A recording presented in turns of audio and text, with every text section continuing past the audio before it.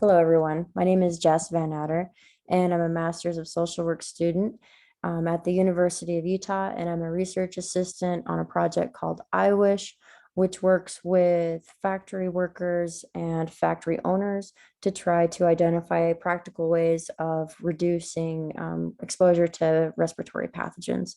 I won't be talking about that project today, though I'll be talking about a peripheral project that we've been working on called Negotiating the Challenges, Risks, and Responsibilities of Conducting Community-Based Participatory Research with Businesses. And we'll zoom into the intro here. I hope that is big enough. If there was a thesis statement to this poster, it would be CBPR collaborations between researchers, workers, and employers create greater complexity. Phrased another way, if we apprehend that collaborations between researchers, workers, and employees have the potential for disproportionate power differentials, then by definition, these collaborations diminish mutual benefit, a CBPR principle, and disrupt the collaborative, equitable involvement of all participants, which is another CBPR principle. Let's roll down to methods here. A literary search found that there was no guidance for CBPR researchers seeking information on working with businesses, particularly to adaptations for the community engaged work to negotiate complex ethical dilemmas or conflicts. So that's when we realized there was a gap in the research. These are some of the settings where the research does take place. Let's go down into results. To conjure our colleagues' ethical and ethereal imaginations to identify solutions to the complex problems presented in RWE collaborations, we offered two figures, one describing the decision process that we used and the other describing stakeholder value inventory. This is to evaluate disproportionate power differentials and how it played out in our case study.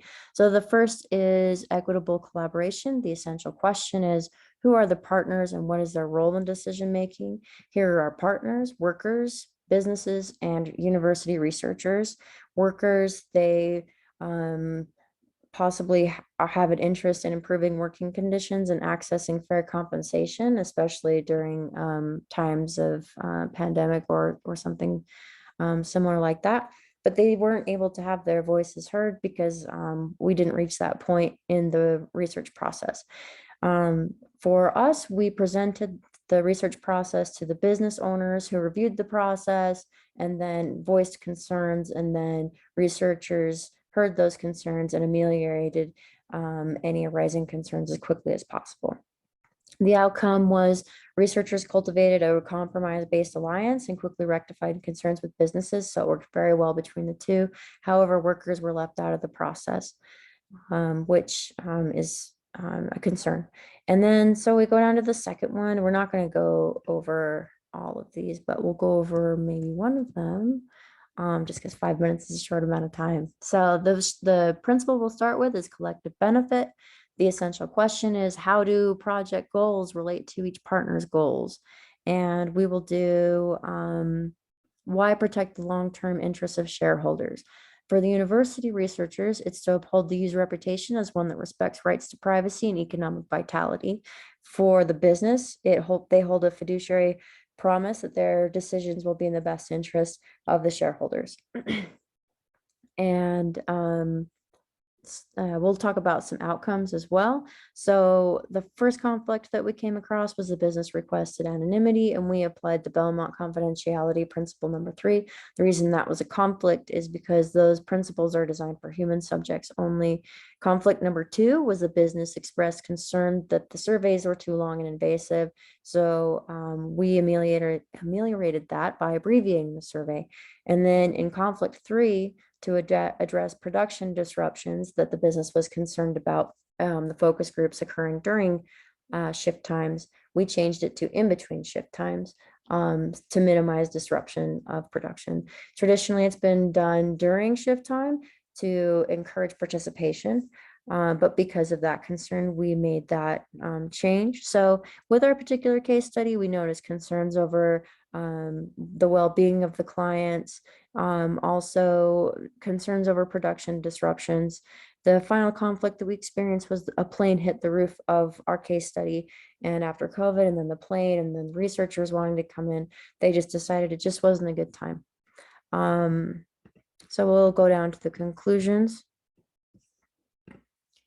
we have here. So to conclude, it should be said that CBPR does not require shared values, but believes diverse perspectives devise robust solutions. So we hope our contributions have at least started a conversation towards more CBPR guidance for working with businesses. We're hoping that the collective Discord areas and the remedies and also the benefits that we've put in here will add to the research. Also, we're hoping that researchers can identify more ways to promote more worker inclusion. And lastly, more ways to encourage more business participation in CBPR, because we want businesses to be included. They're an important part of the community. We want them to feel safe and we want them to feel protected. So with that, I'll let you go and thank you very, very much.